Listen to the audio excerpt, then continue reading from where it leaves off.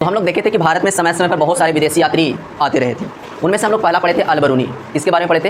अल-बरूनी में, कि अल-बरूनी भारत में आया और भारत के बहुत सारी चीज़ों के बारे में जो कुछ भी देखा उसको अपने किताब उल हिंद में क्या कर लिया, लिखा। और किताब उल हिंद पढ़ करके हम लोग क्या करते हैं, उस समय की सामाजिक, आर्थिक एवं राजनीतिक स्थिति के बारे में जानकारी प्राप्त करने का कोशिश करते हैं। उसी तरीका से एक दूसरा विदेशी यात्री जो आया है उसका नाम क्या है? इब्न बतूता। क्या नाम है?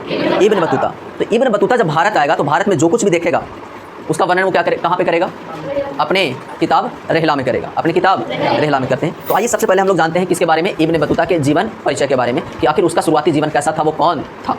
हम लोग देखते हैं कि अल-बरूनी की तरह इब्न बतूता भी क्या है, विदेशी यात्री है जो भारत आएगा और भारत में जो कुछ भी देखेगा उसका वर्णन वो अपने पुस्तक रिहला में करने वाला है। तो सबसे पहले हम लोग देखते हैं कि इब्न बतूता कौन था। तो देखेंगे इब्न बतूता क्या है, एक घुमक्कड़ प्रवृत्ति का आदमी है जो जगह जगह जाकर के क्या करता है, घूमता है। जगह जगह जाकर के क्या करता है, घूमता है। उसका घूमना ही एक तरह से बोलो तो शौक है।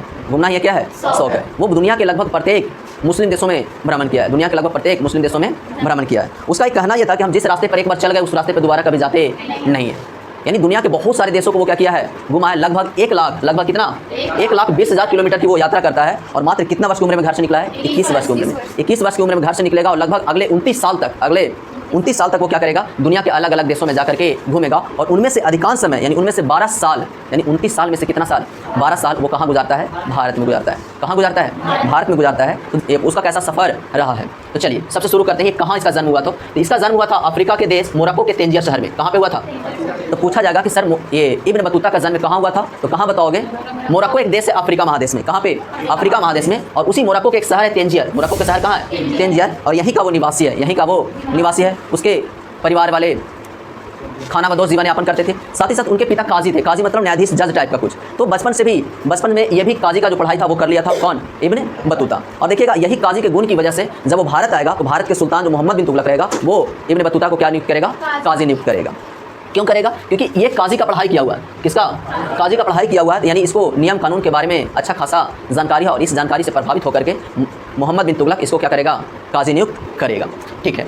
तो सबसे पहला प्रश्न जो आएगा वो यहाँ से आएगा कि सर इब्न बतूता का जन्म कहाँ हुआ था? उसका पूरा नाम क्या है सर? तो उसका पूरा नाम है Abul Abdullah Muhammad Ibn Battuta. उसका पूरा नाम क्या है? Abu Abdullah Muhammad Ibn Battuta. और हम लोग शॉर्ट में इसको क्या बोलते हैं? Ibn Battuta. क्या बोलते हैं? Ibn Battuta. लगभग कितने वर्ष की आयु में घर से निकलता है सर? तो लगभग 21 वर्ष की आयु में वो घर से निकल जाता है। और घर से निकलने के बाद अपने 29 वर्षों की अवधि में वो कितना किलोमीटर की यात्रा करता है? तो 1,20,000 किलोमीटर। कोई 1-2 किलोमीटर नहीं, 1,20,000 किलोमीटर की क्या करता है और यात्रा करता है। और इस दौरान वो लगभग प्रत्येक मुस्लिम देश, यानी दुनिया के जितने मुस्लिम देश होते हैं जो फेमस होते हैं उनकी वो यात्रा करता है। कहाँ ऐसा जाता है उनके बारे में पढ़ते हुए आप पाएंगे कि जब वो घर से निकला था तो मात्र एक गधा पे सवार होकर के निकला था। किस पे? गधा पे सवार होकर के निकला था और मक्का की यात्रा किया था।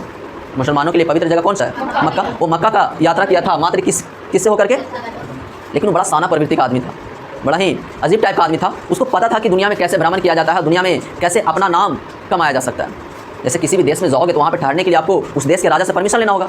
लेकिन वो इस चीज़ को समझता था, इसीलिए जब भी निकलता कहीं देश, किसी देश में जाता तो वो जाने से पहले वहाँ के राजा के लिए वो उपहार ले जाता था। क्या ले जाता था? उपहार। जैसे देखिएगा मोहम्मद बिन तुगलक से भी मिलने आएगा तो वो भी मोहम्मद बिन तुगलक के लिए ऊँट और घोड़े वगैरह लेकर के आएगा ताकि राजा खुश हो जाए, और यही प्रवृत्ति और यही चीज़ों को वो हर जगह पे क्या करता था? अपनाता था। जहाँ कहीं भी जाता उस देश के राजा के लिए कुछ ना कुछ लेकर के जाता था। और जब राजा को ये भेंट देता तो राजा खुश हो जाता। और जब उस देश को छोड़ने लगता, उस देश से जाने लगता, तो राजा उसके बदले में और भी ज़्यादा उपहार देता है। कैसे? तो निकलता है गधा पे सवार होकर। निकलता है किस पे? गधे पे सवार होकर के घर से निकलता है 21 वर्ष की आयु में। लेकिन जब वो भारत आता है, जब वो कहाँ आता है? भारत आता है, उस समय उसके पास बहुत सारे घोड़े होते हैं और बहुत सारे ऊँट होता है। बहुत सारे घोड़े और बहुत सारे ऊँट होता है उसके पास। और इस तरह से उपहार देता है किसको? मोहम्मद बिन तुगलक को। पूर्वी अफ्रीका के साथ साथ सऊदी अरेबिया के साथ साथ मिस्र के साथ साथ तुर्की तक जाता है। और तुर्की में ही सुनता है किसके बारे में? भारतीय सल्तनत काल के बारे में। यानी भारत में जो सुल्तान का साम्राज्य चल रहा है, मोहम्मद बिन तुगलक का साम्राज्य चल रहा है, उसके बारे में वो कहाँ सुनता है? तुर्की में जाकर के। और वो निश्चय करता है कि अब हम कहाँ जाएंगे? भारत जाएंगे। कहाँ जाएंगे? भारत जाएंगे। भारत आता है तो भारत के बॉर्डर यानी पाकिस्तान वाला जो एरिया होता है वहाँ पे उसको मुल्तान में रोक दिया जाता है। मुल्तान में क्या कर दिया जाता है? इब्न बतूता को रोक दिया जाता है। बॉर्डर पर खड़े सैनिक होते हैं, इब्न बतूता से पूछते हैं कि तुम कौन हो? इब्न बतूता बताता है अपना परिचय और बोलता है कि हम भारत भ्रमण पर निकले हैं, तो भारत जाना चाहते हैं, राजा से मिलना चाहते हैं। फिर पूछा जाता है कि तुम्हारा मिलने का उद्देश्य क्या है, भारत आने का उद्देश्य क्या है? तो वो मतलब सारी चीज़ें पूछा जाता है इब्न बतूता से। इब्न बतूता बताता है और वहाँ पे एक लेटर तैयार किया जाता है और लेटर भेजा जाता है दिल्ली दरबार में। कहाँ पे? दिल्ली दरबार में, यानी मोहम्मद बिन तुगलक के पास। मोहम्मद बिन तुगलक उसको अपने यहाँ आने के लिए यानी दिल्ली आने के लिए आमंत्रित करता है, यानी ऑर्डर जारी करता है कि भाई उसको आने दिया जाए।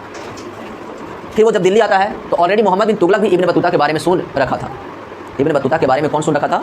मोहम्मद बिन तुगलक। जानता था कि ये अच्छा खासा कानून का जानकार है, इस्लामिक जो कानून है उसका ये जानकार है। तो मोहम्मद बिन तुगलक इब्न बतूता को क्या नियुक्त कर देता है? काजी नियुक्त करता है। प्रश्न ये भी पूछा जाता है कि बताइए दिल्ली दरबार में या फिर मोहम्मद बिन तुगलक के दरबार में किस पद पर था इब्न बतूता? काजी के पद पर। कौन से पद पे? काजी के पद पर था। या फिर ऐसे पूछा जाएगा कि निम्नलिखित में से कौन सा व्यक्ति मोहम्मद बिन तुगलक के काजी के रूप में कार्य किया है? कौन? Ibn Battuta. इब्न बतूता जब दिल्ली में रहने लग गया, लंबे समय धीरे धीरे क्या होने लगा? गुजरने लगा। तो जैसा मोहम्मद बिन तुगलक के बारे में सुना था कि बड़ा सनकी है, बड़ा मतलब कोई भी डिसीजन ऐसे ही रैंडमली ले लेता है, बिना कुछ सोचे कि उसका परिणाम क्या होगा, बिना कुछ सोचे समझे ही उसका क्या कर लेता है? डिसीजन ले लेता है। जब मोहम्मद बिन तुगलक के बारे में पढ़िएगा तो पढ़िएगा इतिहास का सबसे जो गधा शासक होते हैं उनमें से ये एक है। पढ़ा लिखा है लेकिन उसके पास व्यवहारिक नॉलेज नहीं है कि कब डिसीजन कौन से लिए जाएंगे और उस डिसीजन के परिणाम क्या होंगे उसको उतना पता नहीं होता। या फिर बोले तो जाने अनजाने में वो ऐसा डिसीजन लेता है जो उसको बाद में पछताना पड़ जाता है या पछताने का कारण बन जाता है। जैसे उसने अपनी राजधानी दिल्ली से दौलताबाद स्थानांतरित करेगा। कहाँ से? दिल्ली से दौलताबाद ये राजधानी ले जाएगा। इसकी वजह से यानी कभी भी कुछ भी फैसले ले लेने की वजह से जो उसके सैनिक वगैरह होते हैं वो थोड़े नाराज़ हो जाते हैं, अधिकारी वगैरह नाराज़ हो जाते हैं। किससे? मोहम्मद बिन तुगलक से, और विद्रोह कर देते हैं। और जो विद्रोही होता है मोहम्मद बिन तुगलक उन सबको क्या करता है? मरवा देता है। यानी अगर आपने मोहम्मद बिन तुगलक के खिलाफ बोला, मोहम्मद बिन तुगलक का विरोध किया तो मोहम्मद बिन तुगलक को क्या करवा देगा? मरवा देगा। इस चीज़ से वाकिफ़ था कौन? Ibn Battuta. अब दिल्ली में रहता था, दिल्ली में ही शादी किया था, दिल्ली में क्या कर लिया। लेकिन जिस लड़की से शादी किया उसके पिता मोहम्मद बिन तुगलक के अधिकारी थे। मोहम्मद बिन तुगलक के क्या थे? समझ रहे हो कि मोहम्मद बिन तुगलक दिल्ली आया, दिल्ली में शादी कर लिया, और जिस लड़की से शादी किया उसके पिता मोहम्मद बिन तुगलक के दरबार में क्या थे? अधिकारी थे। और उन अधिकारियों में शामिल थे ये जो मोहम्मद बिन तुगलक के खिलाफ क्या किया था? विद्रोह किया था। तो मोहम्मद बिन तुगलक ने इब्न बतूता के जो ससुर हुए उनको क्या करवा दिया? मरवा दिया। डर गया बेचारा। फिर देखिएगा तो धीरे धीरे इब्न बतूता का लगाव बढ़ता है एक ऐसे सूफी संत के साथ जो राजा को यानी मोहम्मद बिन तुगलक को मानता नहीं था, मोहम्मद बिन तुगलक के ऑर्डर को मानता नहीं था। सूफी संत फकीर टाइप का आदमी क्या ही मानेगा, उसको राजपाट से कोई लेना देना होता है नहीं, वो तो अपने भगवान के ध्यान में लगा हुआ रहता है। तो उसका नज़दीकी था, हाँ, इब्न बतूता का नज़दीकी था उस सूफी संत से। किसका?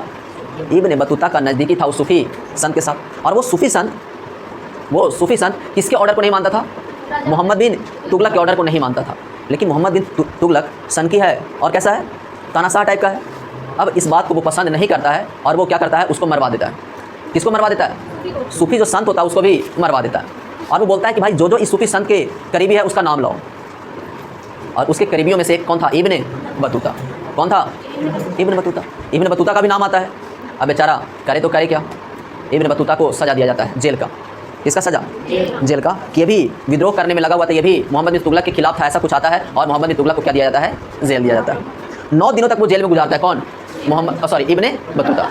किसके जेल में गुजार रहा है? मोहम्मद बिन तुगलक के। 9 दिनों के दौरान वो बहुत सारे क्या करता है? प्रार्थनाएं करता है, बहुत सारे याचनाएं करता है। फिर अंतिमता जा करके विनती करता है किससे? मोहम्मद बिन तुगलक से कि उसको क्या कर दिया जाए? छोड़ दिया जाए। वो इस गलती का पश्चाताप करना चाहता है। कहीं पे गुफा में जाकर वो क्या करना चाहता है? पश्चाताप करना चाहता है। तो मोहम्मद बिन तुगलक उसको क्या करता है? जेल से रिहा कर देता है। किसकी बात हो रहा है? इब्न बतूता की। इब्न बतूता को जेल में बंद किया था सूफी संत के करीबी रहने के कारण, हाँ, उस पर षड्यंत्र के आरोप लगा इसके कारण। और उसके बाद वो रिहाई का मांगता है कि भाई हमको क्या कर दिया जाए? रिहा कर दिया जाए, जेल से छोड़ दिया जाए। तो मोहम्मद बिन तुगलक तैयार भी हो जाता है और उसको जेल से क्या कर दिया जाता है? छोड़ दिया जाता है। जेल से छोड़ने के बाद मोहम्मद बिन तुगलक एक गुफा में जाकर के नॉर्मल जो समय होता है वो गुजारने लगता है, पश्चाताप वो करने लगता है। लेकिन उसको लगता है कि भाई ऐसे काम चलेगा नहीं। कुछ दिन बीतता है। कुछ दिन बीतने के बाद, कुछ समय गुजरने के बाद वो फिर से मोहम्मद बिन तुगलक को कहता है कि महोदय अब हम थोड़ा हज की यात्रा पर जाना चाहते हैं। कहाँ जाना चाहते हैं? हज की यात्रा पर जाना चाहते हैं। लेकिन मोहम्मद बिन तुगलक को ये मंजूर नहीं था। मोहम्मद बिन तुगलक के दिमाग में कुछ और ही चल रहा था। यानी कुल मिलाकर उसको मारने का प्लान बना चुका था। किसको मारने का? इब्न बतूता को मारने का। तो वो हज के लिए तो ऑर्डर नहीं देता है, लेकिन कहता है कि आपको घूमने का आदत है, आपको घूमने में मज़ा आता है, तो आप ऐसा कीजिए, आप एक जगह हमारे दूत बन करके जाइए। और वो जगह कौन है? तो अपना जो विरोधी शासक होता है, अपना जो होता है ना दुश्मन, वो दुश्मन शासक होता है मंगोल। और मंगोल के दरबार में भेजना चाहता है किसको? इब्न बतूता को। कौन भेजना चाहता है? मोहम्मद बिन तुगलक। अब जान बची तो लाखों पाए। भाई जान बका सर आप कहीं भी जाने बोल रहा है, भाई चले जाओगे, होते ना, जान बची तो लाखों पाए। तो पहले जान बचाना जरूरी है। मोहम्मद बिन तुगलक मंगोल के दरबार में जाने के लिए क्या होता है? तैयार हो जाता है। अब मोहम्मद बिन तुगलक मंगोल के दरबार में जाएगा तो उसके साथ बहुत सारी सामान भेजा जाएगा। बहुत सारी क्या भेजा जाएगा? सामान। जैसे 200 डांसर्स या नाच गान करने वाली, ताकि मंगोल के दरबार में जाकर के क्या कर सके? वहाँ के राजा को खुश कर सके और दोनों के बीच रिलेशन में थोड़ा सुधार आ सके, ऐसा प्रयास करना कौन चाह रहा है? मोहम्मद बिन तुगलक। तो 200 नाच गान करने वाले, कुछ नौकर, 10-15 नौकर, कुछ वस्तुएं जो भेंट में दिया जाएगा। 1000 सैनिक छोड़ने जाते हैं कहाँ तक?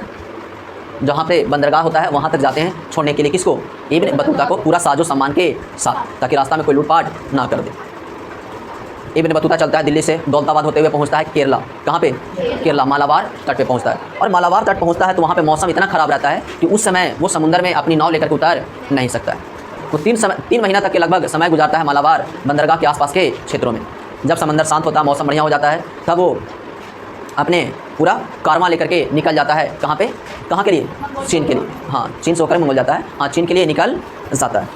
लेकिन जैसे ही वो पानी में उतरता है, एक बार फिर से कंडीशन ठीक नहीं होता है और इतना तूफान आता है समुद्र में, जिसके कारण से उसके 2 कारवां क्या होता है, भटक जाता है। एक तो बोला जाता है कि एक नाव जो था वो डूब ही गया, और बाकी एक और नाव जो था वो कहाँ चला गया ये पता उसको नहीं चला। और बड़ा ही किस्मत वाला था कि इसका नाव क्या होता है, बच जाता है। यानी 3 नाव निकला, 3 में 2, एक तो सामने ही, आपके सामने ही उसका डूब गया, और दूसरा जो कारवां था, दूसरे नाव में जिसमें बहुत सारी वस्तुएं थी, वो कहाँ भटक कर चला गया उसको कोई अता पता नहीं चला। लेकिन भाग्य से बोले या किस्मत से कौन बच जाता है, इब्न बतूता बच जाता है। और फिर से वो अकेले कहाँ जाना चाहता है, चीन जाना चाह रहा है, मंगोल जाना चाह रहा है। निकलता है, फिर देखिएगा श्रीलंका, मालदीव और सुमात्रा होते हुए, ऐसे बोलें तो बढ़िया रहेगा, मालदीव, श्रीलंका और सुमात्रा होते हुए कहाँ पहुँचता है, चीन पहुँचता है। थोड़ा सा मैप रहता तो हम यहाँ पे बता पाते हैं, कल मैप लाओ ना, ये वर्ल्ड मैप।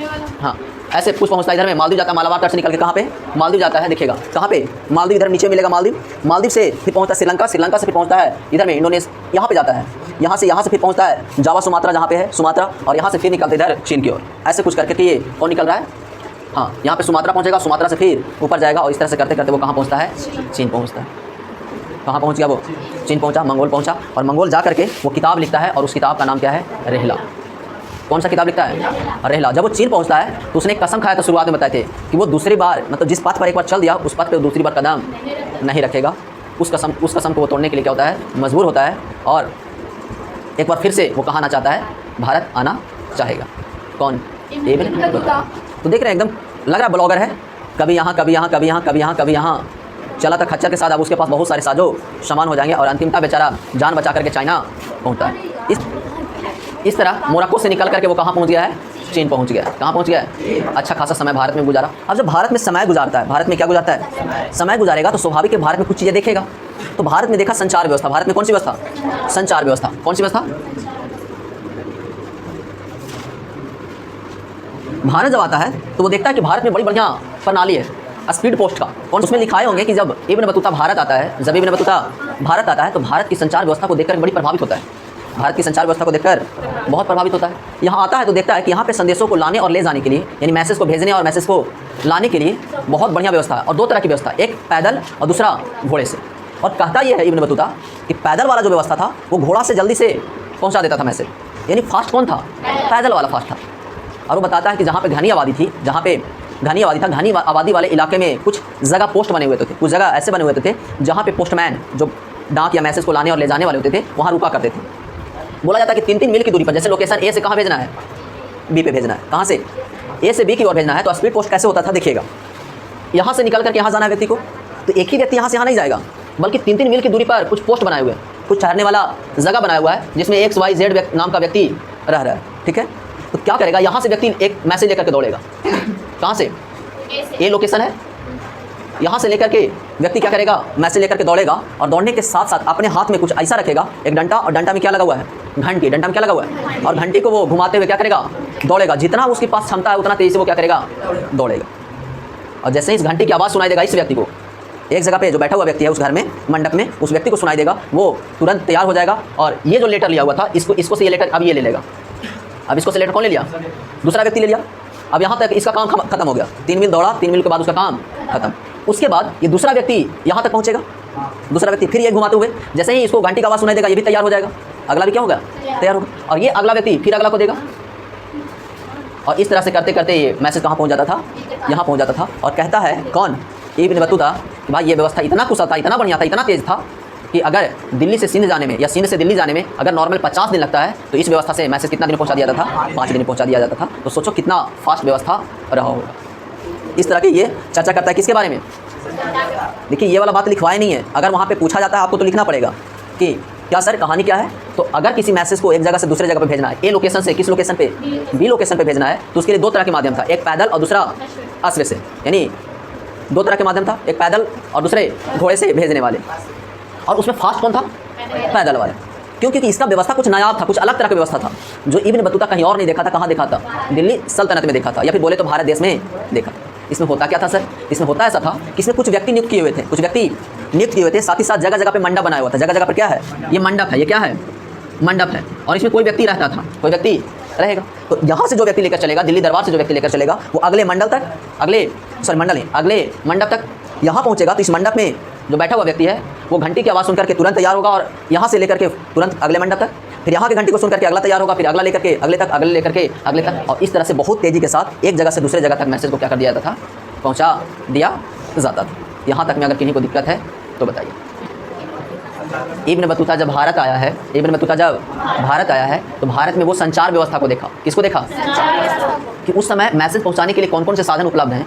तो वो जब देखा इस संचार व्यवस्था को, तो वो देख करके बहुत ज़्यादा प्रभावित हुआ। क्यों प्रभावित हुआ? क्योंकि ये कुछ अजीब ही था, ये कुछ अलग तरह का व्यवस्था था जिसको वो पहले कभी देखा नहीं था, किसी दूसरी जगह पर ऐसा व्यवस्था को देखा नहीं था। इसलिए अपनी किताब में इस चीज़ का जिक्र करता है कि भारत में संचार व्यवस्था कुछ ऐसा था। दूसरा जिक्र करता है सड़क का। दूसरा जिक्र करता है किसका? बोलता है कि सड़कें बहुत अच्छी थी, सड़कें बहुत अच्छी थी और दोनों ओर सड़कों के दोनों ओर क्या लगाए हुए थे? पेड़ पौधे लगाए हुए थे। क्या लगाए हुए थे?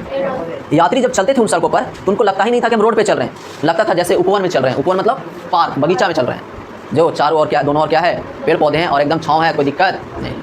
इब्न बतूता ये कहता है कि यात्रियों को जो सुविधाएं उपलब्ध होना चाहिए वो सारी सुविधाएं इन सड़कों पर उपलब्ध होती थी। जैसे पानी की सुविधा, ठहरने की सुविधा, सराय वगैरह जो होता है ना ठहरने का जगह, वो सारी सुविधाएं यहाँ पे उपलब्ध हुआ करती थी। ऐसा कौन बोल रहा है? Ibn Battuta. इब्न बतूता ये भी कहता है कि जो घोड़े और पैदल यात्री थे, इन्हीं रास्तों का इस्तेमाल करते थे अपने संदेश को एक जगह से दूसरे जगह लाने और ले जाने के लिए। कोई दिक्कत नहीं। साथ ही साथ वो दौलताबाद की राजधानी परिवर्तन का भी जिक्र करता है कि भाई राजा ने किस तरह से एक तानाशाही डिसीजन लेता है और अपनी राजधानी को दिल्ली से कहाँ ट्रांसफ़र करता है? दौलताबाद, जिसमें काफ़ी लोगों को कठिनाइयों का सामना करना पड़ता है। बड़े बच्चे, बड़े बुजुर्ग सभी को ज़बरदस्ती दिल्ली से उठाकर कहाँ ले जाया जाता है?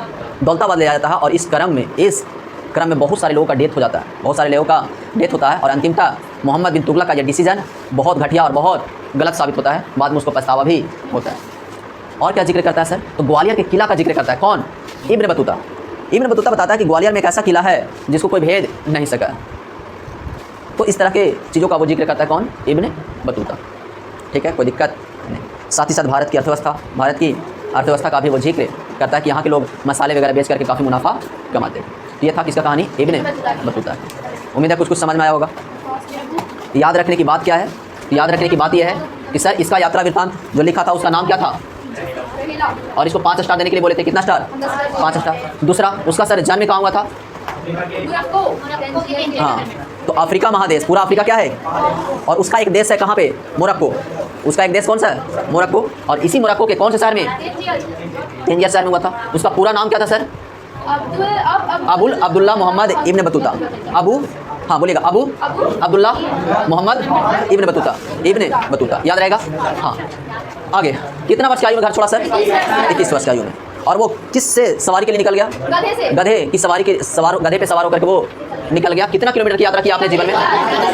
1,20,000 किलोमीटर की यात्रा किया अपने जीवन में। लगभग कितने साल तक यात्रा किया है? 29 साल तक। और 29 साल में कितने साल भारत में रहा सर? 12 वर्ष कहाँ रहा है? भारत में 12 वर्ष कहाँ रहा है? और उसका एक कथन याद है कि हम दोबारा उस रास्ते पे नहीं जाते जिस रास्ते से एक बार गुजर जाते हैं। और इसी के बारे में एक सेंटेंस कहा जाता है, हर एक भटकने वाले कुछ ऐसा था कि गुमराह या गुम नहीं होते। और उसमें यूपीएससी प्रश्न ने पूछा है, उसमें निबंध लिखना था कि हर एक भटकने वाला गुमराह या गुम नहीं होता, ऐसे कुछ करके प्रश्न पूछा। देखिए हम बताते हैं।